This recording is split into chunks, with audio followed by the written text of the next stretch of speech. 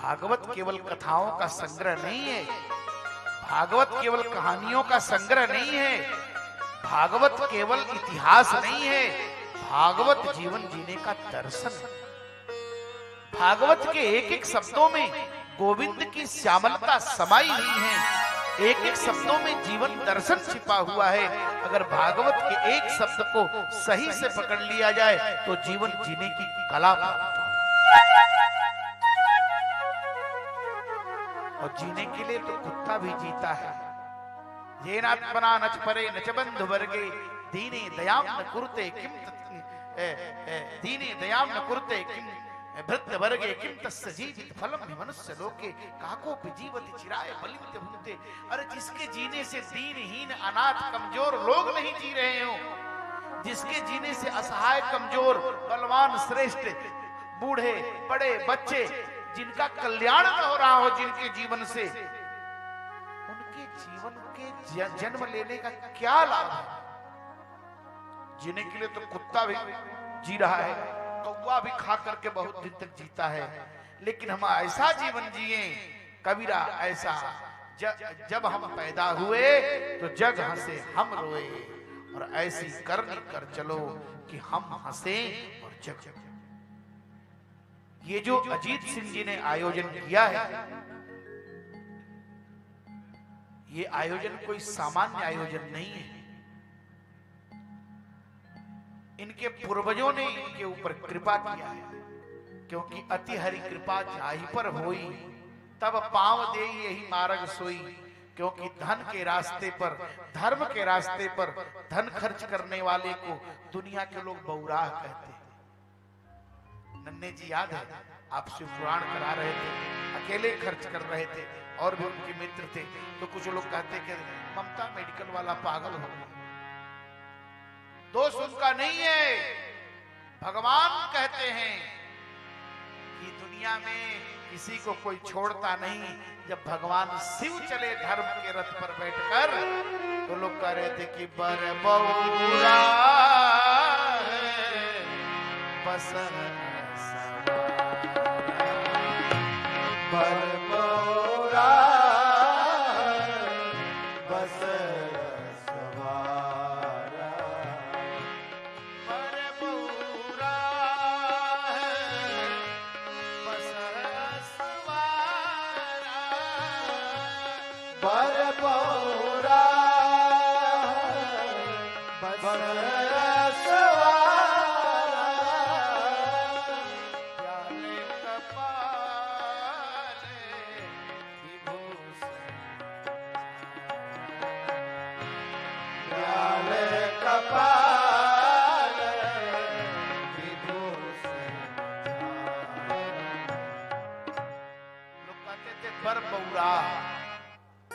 शंकर जी को लोग बौराह कह रहे थे, धर्म के रास्ते पर चलने वाले को लोग बौराह कहते हैं। और धर्म और अध्यात्म दोनों दो चीजें हैं, ये बात ध्यान से समझिए। कुछ लोग कहते हैं हम आध्यात्मिक हैं, क्या? हमारे गुरुजी ने कहा मूर्ति पूजा मत करो, हमारे गुरुजी ने कहा ब्राह्मण को मत मानो, हमारे गुरुजी ने कहा हमारा नाम दिन भर जपो। ऐसा कहने वाला गुरु दुनिया का सबसे कलंकित व्यक्ति है। अरे इस संसार में नाम तो जपना है भगवान का, और पूजा भी करनी है तो भगवान की ही करनी है। हर आत्मा में परमात्मा का दर्शन करते हुए करना है, लेकिन है वो परमात्मा। अब प्रश्न उठता है धर्म क्या है, अध्यात्म क्या है? धर्म एक गाड़ी है। धर्म क्या है? गाड़ी है। और अध्यात्म क्या है? जंक्शन है। धर्म एक गाड़ी है, अध्यात्म एक जंक्शन है। धर्म रूपी गाड़ी में जिस दिन आप बैठ जाएंगे, वो धर्म की गाड़ी अध्यात्म के जंक्शन तक पहुंचा जाएगी। याद रखना, धार्मिक होना और अपने को धार्मिक कहना, ये दोनों में बड़ा अंतर है। साधु होना और साधु बनना दोनों में अंतर है। ये सब बातें जीवन का दर्शन स्पष्ट करती है। ये भागवत जो है बिल्कुल जीवन दर्शन है। और कथा केवल उपदेश नहीं है, कथा केवल लोगों को बरगलाने का साधन नहीं है। कथा लोगों के मन को कुछ देर के लिए एक ऐसा माहौल क्रिएट करने वाला साधन नहीं है जिससे आप एंजॉय कर सकें। कथा एक उपदेश के साथ साथ कथा एक उपचार भी है। उपदेश और उपचार में अंतर है। भगवान बुद्ध के सामने एक अंधे को लोग ले गए, बोले बाबा इसको दुनिया नहीं दिखती है। भगवान बुद्ध ने कहा इसे उपदेश की आवश्यकता नहीं, इसे उपचार की आवश्यकता है। इसे आंख के डॉक्टर के पास ले जाओ।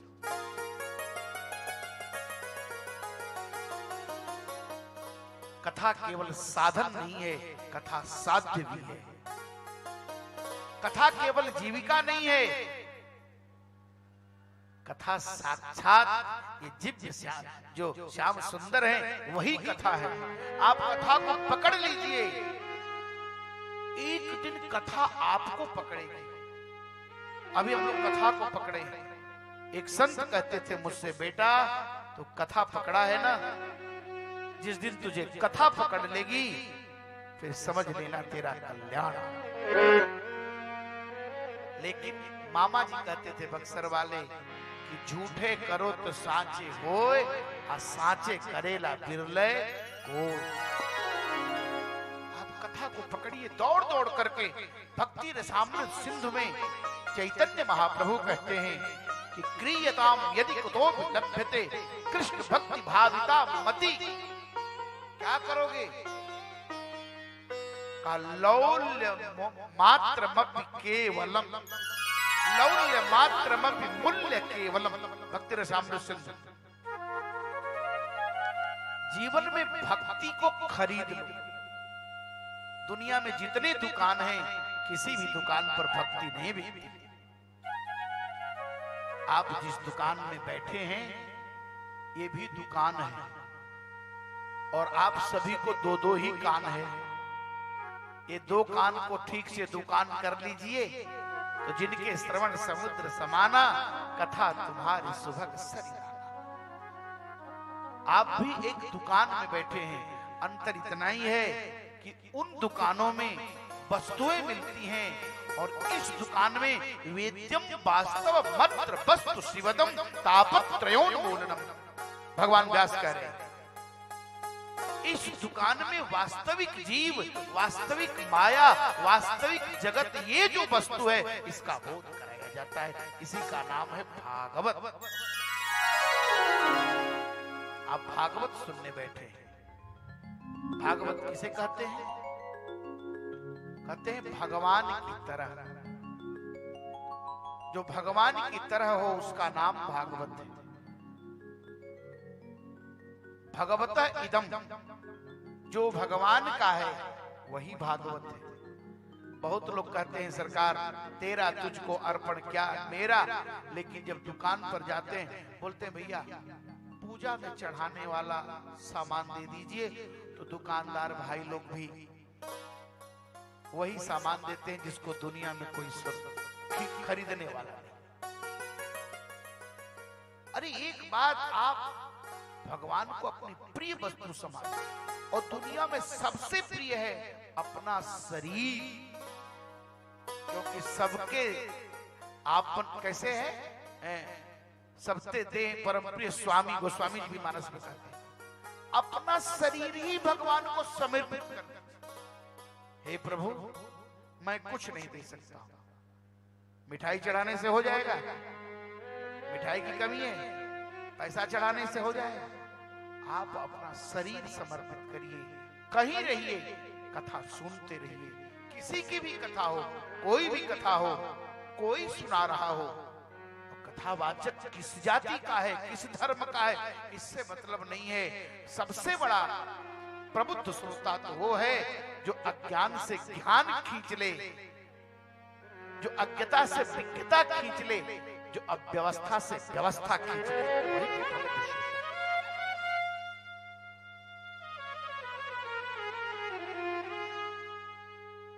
कथा हो रही है, रोज कथा होती है। 29 मार्च से तो ओझा जी क्या सारे लोग जुटेंगे, पूरा समाज जुटेगा, पूरा खुदरा जुटेगा, पूरा कैमूर जुटेगा। लेकिन ये कथा जो चल रही है, इसकी जो धारा चल रही है, प्रयास करिए रोज नहाए। नहाते नहाते एक दिन भगवान जरूर कृपा करेंगे। और दुनिया में भगवान से बड़ा कृपालु कोई नहीं है। वो जितने कृपालु हैं भैया, मैंने तो अनुभव करके देख लिया है, उनसे बड़ा कोई कृपा। बस ठाकुर जी पर भरोसा हो जाए। हम लोगों को भरोसा ही नहीं, यही सबसे बड़ा दुर्भाग्य है। लेकिन लगता है कथा कहते कहते, कथा सुनते सुनते धीरे धीरे भरोसा होना शुरू हो जाए। और एक जन्म में भरोसा नहीं होता, जन्म जन्मांतर, जुग जुगांतर, कल्प कल्पांतर तक ऐसे ही भरोसा करेंगे। तब एक दिन ऐसा समय आएगा आप सबरी बनेंगे, भगवान राम आपके